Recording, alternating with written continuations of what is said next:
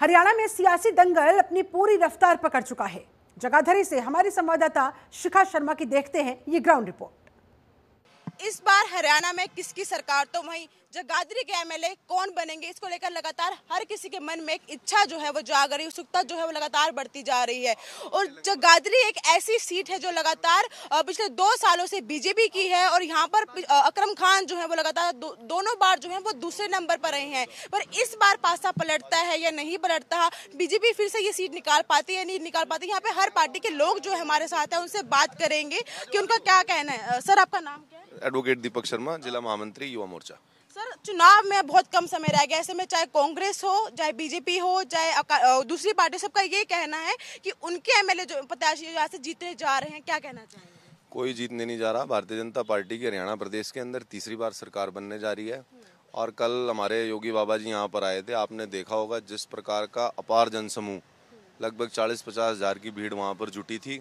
उसने साबित कर दिया कि जिला यमुनानगर के अंदर 4 सीटें भारतीय जनता पार्टी जीतने जा रही है। जगाधरी से हमारे कंवरपाल जी जो मंत्री हैं, उन्होंने बहुत सारे विकास के कार्य कराए हैं। चाहे वो सड़कों की हालत हो, हमने सुधारने का काम किया। 2004 से और 14 के बीच में कांग्रेस ने इस जिले को बेहाल करने का काम किया था और पिछड़ापन की ओर धकेलने का काम किया था। आज जिले के अंदर 4 लेन हाईवे बन रहे हैं, 1100 करोड़ की लागत से मेडिकल कॉलेज बन रहा है, हमने 200 करोड़ की लागत से सिविल हॉस्पिटल यहाँ पर बनाया है। आयुष्मान कार्ड का लाभ सबको मिल रहा है, चाहे वो बीपीएल कार्ड के माध्यम से सुविधाएं मिल रही हो, हर घर को जल मिल रहा है नल के माध्यम से। हमने 4 करोड़ घर देने का काम किया है, 11 करोड़ सिलेंडर देने का काम किया है। और इन सब विकास कार्यों के आधार पर ही भारतीय जनता पार्टी की सरकार बनने जा रही है। आपने देखा होगा कांग्रेस तो एक लूट की योजना के साथ सत्ता में आना चाहती है। जिस प्रकार से वो लोग लूट के, आपने बयान देखा होगा, फरीदाबाद से उनके प्रत्याशी कह रहे हैं कि 2 लाख नौकरियां मिलेंगी तो उसमें कोटा मिलेगा। किस प्रकार से लूट की योजना है। उनके जो असंध से प्रत्याशी हैं शमशेर गोगी, वो कह रहे हैं कि हम पहले अपना घर भरेंगे, उसके बाद जो है हम दूसरों की तरफ देखेंगे। क्योंकि ये हरियाणा जो है ना, बदनाम हुआ करता था कांग्रेस के राज में कभी पर्ची और खर्ची के लिए। आज पूरे प्रदेश के अंदर 1.5 लाख युवाओं को बिना पर्ची और खर्ची के नौकरी मिली है। HKRN के माध्यम से भी 1.5 लाख युवाओं को नौकरी मिली है। और हमने ठेकेदारी प्रथा पे जो नौकरी चलती थी उसको भी खत्म करने का जो है काम किया है। आदर्शपाल गुज्जर या कंवरपाल गुज्जर, इस बार एमएलए का ताज जो है वो कौन से गुज्जर के सर पर सजेगा? निश्चित तौर से आदर्शपाल सिंह एमएलए बनेंगे। जैसे अभी बीजेपी के मेरे साथी बता रहे थे कि पूरे जगाधरी क्षेत्र में सड़कें बनाई हैं। आप चलिए मेरे साथ, चलिए मैं आपको जगाधरी में अभी एक एक गली आपको ऐसी दिखाता हूँ जहाँ पर आज भी 3 दिन पहले बरसात हुई, आज भी वहाँ पर पानी खड़ा हुआ है। और बात हो रही है हॉस्पिटल की, बात करते मेरे साथी, आप उस हॉस्पिटल में जाके पूछिए भाई से कि वहाँ पर डॉक्टर कितने हैं। और वो बिल्डिंग अभी बता रहे उसके पैसे भी गिनवाए हैं, उसको देखिए बिल्डिंग ऊपर से गिर के एक आदमी को वहाँ चोट भी लगी और टूट के गिरा, उसमें भ्रष्टाचार हुआ है। बात कॉलेज की, मेडिकल कॉलेज की करें हैं, वो कॉलेज यहाँ पर जगाधरी विधानसभा में आना था, वो यहाँ से उस रादौर विधानसभा में भेजा गया। क्यों यहाँ पर, यहाँ के लोगों को क्यों नहीं जरूरत है? कैसे यहाँ के लोग वहाँ पर जाएंगे? आम आदमी पार्टी ने विकास के नाम पर वोट मांगा है। अरविंद केजरीवाल ने अभी इस्तीफा दिया, आगे देखना 4थी बार भी बनेगा। और चलिए पंजाब में देखिए, वहाँ पर भी वहाँ की लोकप्रिय सरकार है, वहाँ पर काम कर रहे हैं। जब पंजाब में भी पहली बार बनी है, दिल्ली में भी बनी है, तो ये हरियाणा में निश्चित तौर पर बनेगी। बीजेपी के जो लोग हैं हम उनसे बात करेंगे। सर, बीजेपी ने अपना बातें रख दी, आम आदमी पार्टी ने रख दी, आपको क्या लगता है कि लोग आपको क्यों, आपके प्रत्याशी को वोट क्यों देंगे? आदरणीय दुष्यंत चौटाला जी ने गठबंधन में रहते हुए हरियाणा की जनता की भलाई के लिए इतने काम किए हैं और वो हरियाणा के लोकप्रिय उप मुख्यमंत्री रहे हैं। और दूसरा है जो हमारे जो प्रत्याशी हैं इंतजार अली जी, वो भी एक सच्चे, ईमानदार और मिडिल क्लास मध्य वर्गीय परिवार से हैं। और उन जो हमारी पार्टी की ये जो काम किया है जेजेपी पार्टी ने गठबंधन सरकार में रहते हुए, और दुष्यंत चौटाला ने जो हरियाणा के भलाई और विकास के लिए कार्य किए हैं, उनको देखते हुए जननायक जनता पार्टी के प्रत्याशी इंतजार अली जी को भारी वोटें पड़ेंगी जी यमुनानगर से। सर, इल्जाम लगाए जा रहे हैं कि ना सड़कें सही से बनी हैं, ना हॉस्पिटल अच्छे से काम हुआ है, ना शिक्षा को लेकर कोई काम हुआ है। ऐसे में जनता कैसे विश्वास कर ले तीसरी बार आपके एमएलए पे? नहीं, भाई साहब ने हमारे इल्जाम तो लगाया, लेकिन उन्होंने तो जनता को ठगने का काम किया। अभी तो पूछना इनसे आप कि जो ये गलबैये 4 महीने पहले लोकसभा में बाजुएं से बाजुएं मिला के और हाथ से हाथ मिला के लड़ रहे थे, अब क्या हो गया ऐसा कि एक दूसरे की पीठ में छोरा घूपने को तैयार हो रहे हैं, तलवारें इन्होंने निकाल रखी हैं। तो ऐसा क्या हो गया 3 महीने में कि इनकी लड़ाई होगी है? ये तो सिर्फ वोट काटने के लिए खड़े हुए हैं। 90 की 90 सीटों पर आम आदमी पार्टी की जमानत जब्त होने वाली है। सारे दिल्ली को इन्होंने झीलों का शहर बनाया है, वहाँ पे इन्होंने बोतल पे बोतल बांटने का काम किया, और कोई काम नहीं किया। सारा मंत्रिमंडल इनका तिहाड़ से चलता है, और इनका मुख्यमंत्री तो विश्व का सबसे बड़ा ड्रामेबाज आदमी है। जिस व्यक्ति को इतनी शर्म नहीं आई कि जब जेल जा रहा था तभी इस्तीफा देना चाहिए था, आज ड्रामेबाजी के कारण यहाँ इस्तीफा देने का काम कर रहा है। पंजाब में आज कर्मचारियों को तनख्वाह देने के पैसे नहीं है। पंजाब के ये हालात इन्होंने बना दिए हैं, सारे पंजाब को डुबोने का काम किया है। और यहाँ तो इनकी 90 की 90 सीटों पर जमानत जब्त है। ये मैं क्या, आप शहर में निकलेंगे तो सबको पूछ लेंगे, सिर्फ वोट काटने के लिए खड़े हुए हैं। ना इनके पास कोई योजना है, ये सिर्फ विज्ञापन के, इनके मुख्यमंत्री जो हैं, इनके संयोजक जो हैं विज्ञापन मंत्री हैं, और कुछ नहीं है उनके पास। कोई नीति नहीं है, कोई वादा नहीं है इनका। जहाँ ये झूठ बोल के लोगों से वादे करते हैं, उसके बाद ये भाग जाते हैं वहाँ से।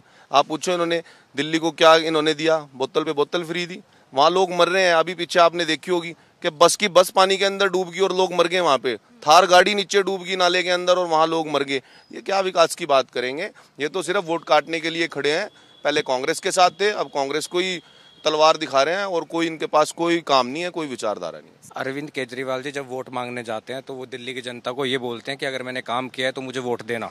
इस बार तीसरी बार वो मुख्यमंत्री थे, इस बार उन्होंने इस्तीफा दिया और अब 4 महीने बाद चुनाव है। दिल्ली की जनता फिर उनके सिर पर ताज रखेगी मुख्यमंत्री पद। और जिन ये मंत्री के प्रतिनिधि हैं, कंवरपाल गुर्जर जी जो पिछले 10 साल से शासन कर रहे हैं जगाधरी में, शिक्षा मंत्री रहे हैं। 2 साल पहले आम आदमी पार्टी की तरफ से मैं स्कूल में विजिट करने गया था, मुझे थाने में बुला लेते हैं। वो गली गली में चिट्टा बिक रहा है, गली गली में स्मैक बिक रही है, अवैध माइनिंग हो रही है। इस बार जनता इनके सारे कामकाज देख चुकी है, इस बार इनकी जमानत जब्त करवाएगी। आदर्श पाल जी यहाँ पर विजेता रहेंगे। यहाँ और भी जो पार्टी के लोग हैं उनसे बात करेंगे कि बहुत बड़ा इल्जाम जो है वो बीजेपी लगाया जा रहा है कि चिट्टा जो है अब पंजाब के बाद हरियाणा में भी बिकना शुरू हो गया, यानी हरियाणा में भी जो नशा जो है वो फैल रहा है, और शिक्षा को लेकर कोई भी काम जो है वो यहाँ पर नहीं हो। मैम, जब बोतल के साथ बोतल बेच के इनको नशा नहीं लगता तो इनको दूसरी जगह तो नशा लगेगा ही, है ना। तो ये इनको ये लगता है कि शराब से तो फायदे हो रहे हैं, और यहाँ पे ये झूठे इल्जाम लगा रहे हैं कि यहाँ चिट्टा बिक रहा है। कोई भी इनके पास तथ्य है या फिर कोई सबूत है कि बिक रहा है तो वो पेश करेंगे यहाँ पे। सबसे बड़ी बात ये है कि अब आप ये बताइए कि आपने यहाँ पे गठबंधन किया, दोबारा आपको यहाँ पे गठबंधन करने की जरूरत पड़ी, तो जनता कैसे विश्वास कर ले कि एक गठबंधन से दूसरे गठबंधन में आप लोग आए हैं? देखिए मैडम जी, गठबंधन सभी पार्टियां करती हैं। अभी दूसरी पार्टी के लोग बोल रहे थे कि आम आदमी party, Congress party, BJP party, इनमें जो कैंडिडेट जा रहे हैं वो कोई कांग्रेस से बीजेपी में दौड़ रहा है, बीजेपी से कांग्रेस में, कांग्रेस से आम आदमी पार्टी में। लोग तो वही हैं, लेकिन हमारे जो दुष्यंत चौटाला जी के और चंद्रशेखर जी के जो उम्मीदवार हैं वो सारे यंग लड़के हैं, ईमानदार हैं, साफ छवि के हैं, पढ़े लिखे हैं। जबकि इनके जो कैंडिडेट हैं, किसी पे चोरी का पर्चा है, किसी पे स्मैक का पर्चा है, किसी पे डकैती का है, मारपीट का है, कोई भी साफ छवि का नहीं है। आप दोनों पार्टी के लिए कह रहे हैं? सभी पार्टियों के लिए बोल रहा हूँ, कांग्रेस भी है इसमें, बीजेपी भी है। तो अब आप दोनों ही इसका जवाब दे दीजिए कि आप दोनों ही पार्टी के ऊपर इल्जाम लग रहा है। भाई साहब के हमारे जो तथ्य हैं वो बिल्कुल आधारहीन है। प्रत्येक प्रत्याशी का, कोई भी पार्टी का प्रत्याशी हो, सबका उसका जो है ओपन डोमेन में जो है सबके एफिडेविट है, सबकी संपत्ति है, और सबके इवन FIR के नंबर भी हैं। अगर इस क्षेत्र के अंदर सबसे ज़्यादा पर्चे किसी पे दर्ज हैं, जगाधरी विधानसभा के चौधरी आदर्श पाल पे हैं, और वो एफिडेविट है। 17 मुकदमे उनके ऊपर दर्ज हैं, 3 मुकदमे तो 420 के उनके ऊपर दर्ज हैं। वो कहते हैं मैं जबरदस्ती राजनीति में आया हूँ। जिस आदमी ने इतिहास के अंदर रिकॉर्ड बनाया है, 3 महीने में 3 पार्टियां बदलने का रिकॉर्ड उस आदमी ने बनाया है, और वो कह रहा मुझे जबरदस्ती राजनीति में धकेला गया। तो जिस आदमी ने 70 पार्टियां बदल ली, उसको क्या जबरदस्ती राजनीति में डालेगा कोई? 17 पर्चे, आप उनका एफिडेविट निकाल के देखिए। ये मैं नहीं कह रहा हूँ, चुनाव आयोग की वेबसाइट पे जो एफिडेविट पड़ा है, 420 के मुकदमे उनके ऊपर दर्ज हैं। और इससे बड़ा क्या भ्रष्टाचार का आरोप होगा? 138 के मुकदमे उनके ऊपर, 138 के मुकदमे उनके ऊपर हैं, यानी कि मार्केट के डिफॉल्टर आदमी हैं। वो सिर्फ वोट काटने के लिए खड़े हुए हैं। और उन्होंने तो इससे पिछली बार तो, अभी तो वो अकरम जी के साथ सबसे पहले जब जाते थे सभा में बोलते थे आदाब आदाब, अब आदाब भी करना बंद कर दिया। एक उनके भाई आ रहे हैं साथ में, DGP हैं, जो वो बता रहे हैं कि जब मैं DGP था तो इतने सारे क्राइम होते थे। मतलब एक DGP ये बता रहा है कि मेरे राज में इतना क्राइम होता था। तो भैया आप DGP किस चीज़ के थे? जब आप क्राइम नहीं रोक पाए तो आप किस चीज़ के DGP थे? सिंपैथी के आधार पे वोट लेने का सिर्फ एक उनका ड्रामेबाजी है और कुछ नहीं है। उनकी जमानत जब्त होने वाली है, जनता उनको देख चुकी है। वो कभी इनेलो में थे, इनेलो के बाद बसपा में आए, बसपा के बाद कांग्रेस में आए, कांग्रेस से फिर आम आदमी में आए। जब रात को टिकट कट गया फिर आम आदमी में आए। तो ऐसे आदमी को आप समझ सकते हो सिर्फ विधायक बनने की, सत्ता के अंदर भागीदारी चाहता है और कैसे उससे लूट ली जाए। सब जानते हैं उनका क्या ट्रैक रिकॉर्ड है, किस प्रकार से व्यापारियों को तंग करते हैं, किस प्रकार से उनकी भाषा सब जानते हैं। यही हाल अकरम खान जी का है, वो भी कह रहे हैं हम रड़क निकाल देंगे 10 साल की, एक महीने के में 1 साल के अंदर रड़क निकाल देंगे। तो मैं पूछना चाहता हूँ भाई रड़क किस चीज़ की है? वो रड़क निकालते हैं, हम तो सड़कें निकालते हैं। हमने तो विकास के काम किए, हम ये बदले भावना वाली कोई काम नहीं करते। पिछले 10 साल में चौधरी कंवरपाल जी यहाँ से मंत्री रहे, ना किसी के साथ व्यक्तिगत नुकसान हुआ, क्षेत्र का पूरा प्रॉपर विकास हुआ है। सर, बड़े इल्जाम जो है वो आपकी पार्टी के ऊपर लग रहे हैं, आपके प्रत्याशी के ऊपर लग रहे हैं कि लगातार पर्चे जो है उनके ऊपर है, इतनी पार्टियां बदलते रहे, क्या कहना चाहेंगे? मेरे साथी की फ्रस्ट्रेशन बता रही है कि आदर्श पाल से घबराए हुए हैं। आदर्श पाल के पास ये पिछली बार राजनीतिक तरीके से 17 मुकदमे जो बता रहे हैं किए गए थे, वे सब में उनमें बिल्कुल बाइज्जत बरी होकर आए हैं। अब केवल एक राजनीतिक मुकदमा आदर्श पाल के ऊपर है। आप अब का एफिडेविट उठा के देखिए जो अब की बार चुनाव में भरा जाता है जो उसकी तरफ से, ये बिल्कुल झूठ और निराधार है। और ये इनकी फ्रस्ट्रेशन बता रही है कि चुनाव से बहुत दूर है। ये केवल आदर्श पाल के बारे में इसलिए बात कर रहे हैं क्योंकि दिन प्रतिदिन इनको धूल चटाते जा रहे हैं। जो युवा लोग जो हैं, बाकी लोग हैं, उनसे भी बात करेंगे। सर, आप लगातार कब से पार्टी से जुड़े हुए हैं और क्या रीज़न था इस पार्टी में से जुड़ने का? देखिए, हम तो 2012 से जब से आम आदमी पार्टी गठित हुई थी तब से आम आदमी पार्टी के साथ हैं। और सबसे बड़ा रीज़न आपको पता है, दिल्ली में आज शिक्षा में जो सुधार हुआ है, स्वास्थ्य में जो सुधार हुआ है, दिल्ली की हर जनता को, चाहे वो गरीब हो चाहे वो अमीर हो, अच्छी शिक्षा मिल रही है। लोग वहाँ से प्राइवेट स्कूलों से हटकर सरकारी स्कूल में आ रहे हैं। जहाँ हरियाणा में सरकारी स्कूल बंद हो रहे हैं, वहाँ दिल्ली और पंजाब में लोग प्राइवेट स्कूलों से हटकर अच्छे अपना सरकारी स्कूलों में आ रहे हैं। स्वास्थ्य सुविधाएं आप देख लीजिए, सबको फ्री इलाज है, अच्छा इलाज है। तो इन्हीं नीतियों से प्रभावित होकर हम आम आदमी पार्टी में जुड़े हुए हैं और अरविंद केजरीवाल जी के साथ हैं। अगर आप पार्टी के वर्कर ना होते, पार्टी से जुड़े ना होते, सिर्फ एक आप यहाँ के रहने वाले लोकल होते, तो आपका वोट जो है वो किस बेसिस पे ध्यान में रखते हुए आप अपना वोट डालते? आदर्श पाल जी ने जब से यहाँ पे जगाधरी में वो आए हुए हैं, उन्होंने लोगों के काम ही करे हैं जी। और बीजेपी ने हमेशा काम बिगाड़े हैं जी, और वो भी चौधरी कंवरपाल जी ने। आप क्षेत्र में जाके देखो, सारी माइनिंग कर करके बुरा हाल कर दिया। कोई इनके बारे जरा सा बोले दुश्मनी निकालते हैं जी उनके साथ। चिट्टा ये बिकवा रहे हैं, स्मैक ये बिकवा रहे हैं, और ये बिकवा नहीं रहे जी, इनके घर के बंदे बेच रहे हैं। अब ये इनके घर के बंदे, बाहर को तो छोड़ ही दो, इनके घर के मेंबर ये काम कर रहे हैं जी। बताओ, इनको शोभा देता है काम? सर, घर के लोग ही नशे का काम कर रहे हैं। एक बहुत बड़ा इल्जाम जो है वो आपके प्रत्याशी के ऊपर लग रहा है। 2 बार से वो एमएलए हैं, शिक्षा मंत्री है। अगर ऐसे इल्जाम उनके ऊपर लगेंगे तो जनता कैसे विश्वास करेगी? ये इल्जाम लगाना बहुत आसान है। अगर मैं अपने भाई को बोल दूं कि ये गैंगस्टर है, क्रिमिनल है, शराब का नंबर 2 का काम करता है, चिट्टा ये खुद बेचता है, बहुत आसान है मेरे लिए।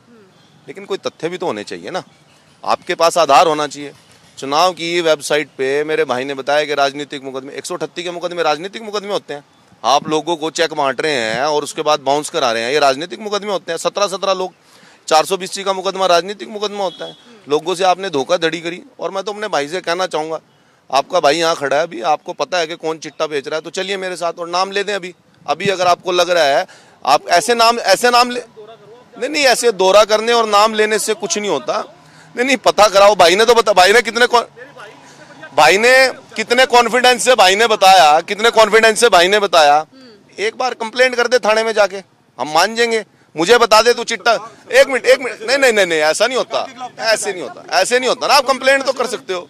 आप मैडम, मैं भाई को चुनौती दे रहा हूँ कि भाई नाम ले दे, मैं चल के थाने में कंप्लेंट दूंगा और ये सबूत दे देंगे, वहां पे कार्रवाई हो जाएगी। लेकिन ये झूठ बोलने से अगर मैं अब मेरा कहना क्या है ना, मैं ये कहना चाहता हूँ, फेसबुक पे भी कुछ लिख दिया, उसको भी अंदर थाने में जाके बिठा लिया गया। कैसे किसी का कोई नाम ले देगा? एक मिनट, अगर ये लोग राजनीति से इतना घबराते हैं कि मेरे ऊपर मुकदमा दर्ज हो जाएंगे, ये तो आंदोलनजीवी लोग हैं, ये इतना घबराते हैं राजनीति से। क्या राजनीति कर रहे हैं?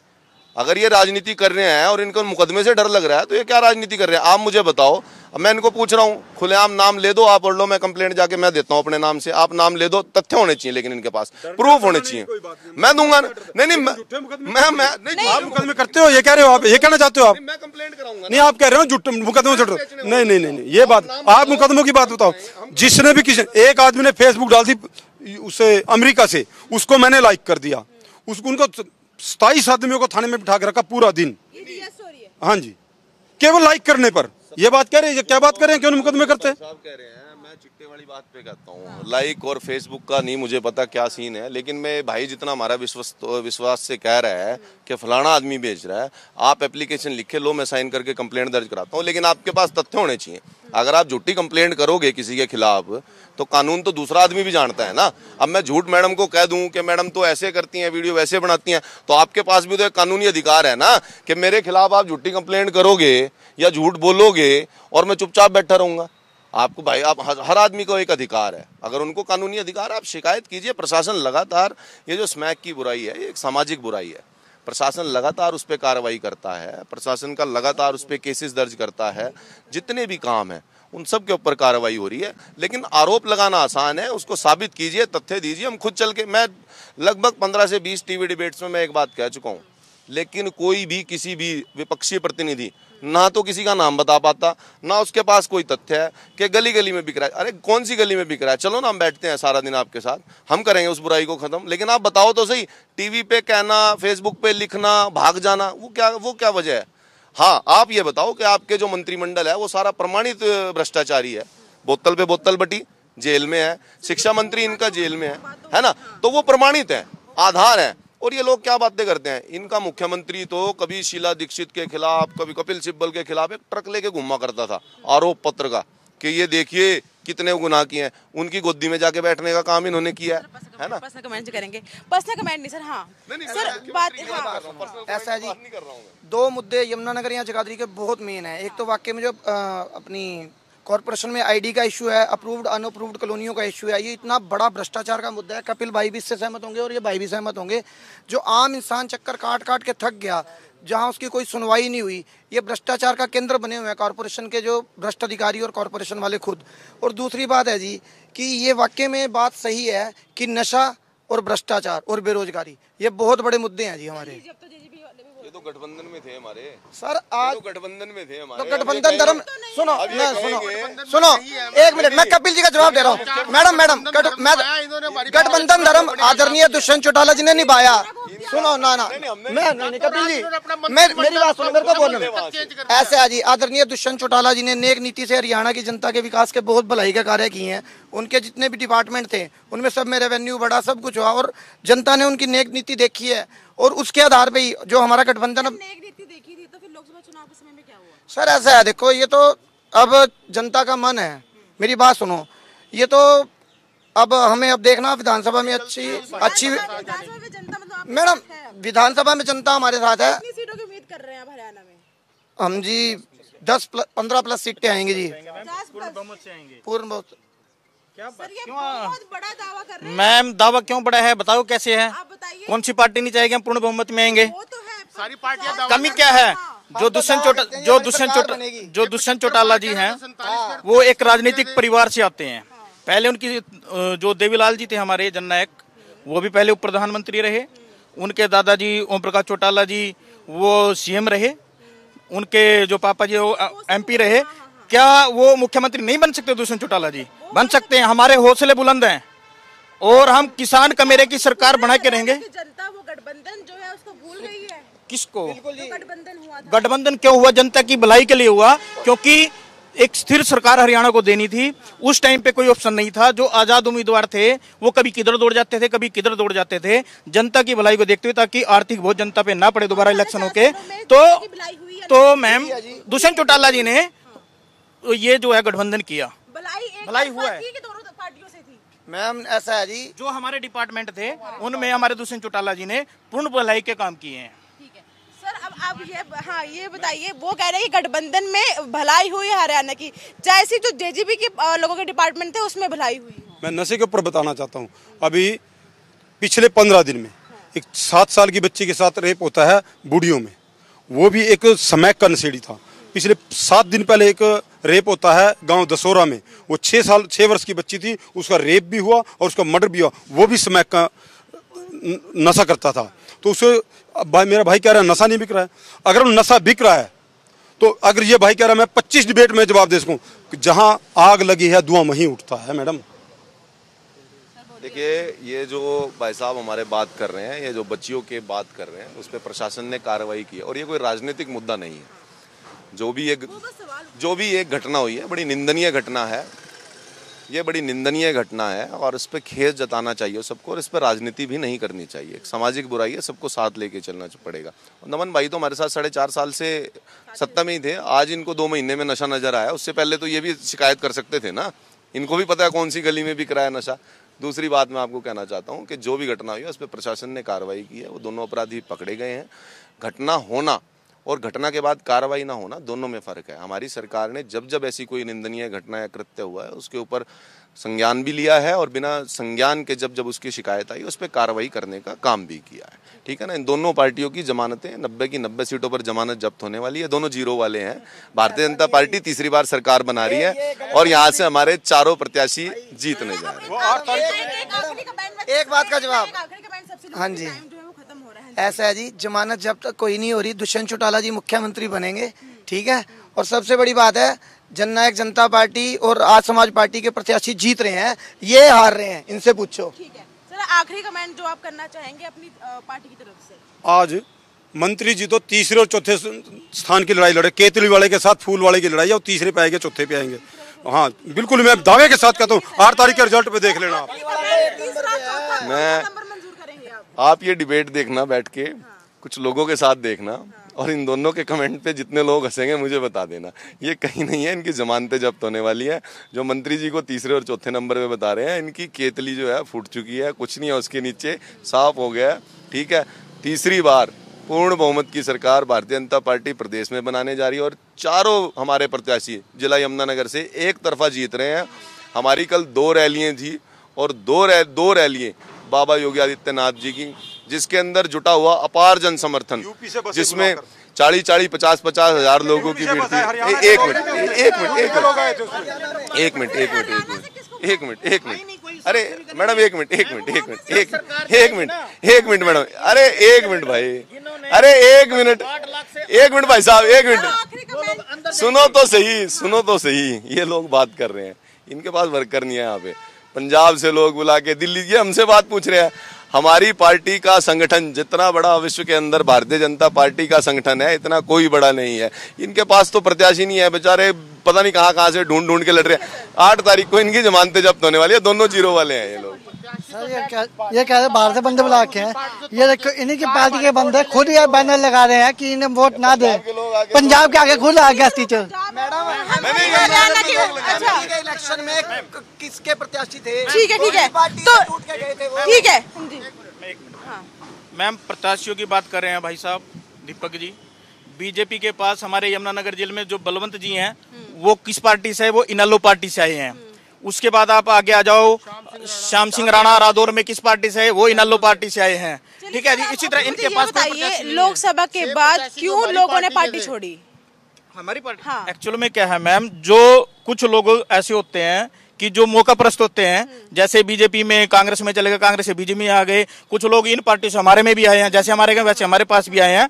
और आने वाले वक्त में दुष्यंत चौटाला जी और चंद्रशेखर आजाद जी एक ऐसा हरियाणा के अंदर सरकार देंगे कि रोजगार भी होगा, विकास भी होगा, नशा भी नहीं होगा और माताएं बहनें भी सुरक्षित होंगी। ठीक है, तो ये थी जगाधरी में। आज हम जगाधरी गए, यहाँ लोगों की राय हमने सुनी। हर पार्टी का ये कहना है कि उनके एमएलए जो है वो जीतने जा रहे हैं, पर इस बार एमएलए का ताज जो है वो किसके सर पे सजेगा वो 8 तारीख को पता लगेगा। कैमरामैन दीपक के साथ मैं शिखा शर्मा, जनतंत्र टीवी, जगाधरी।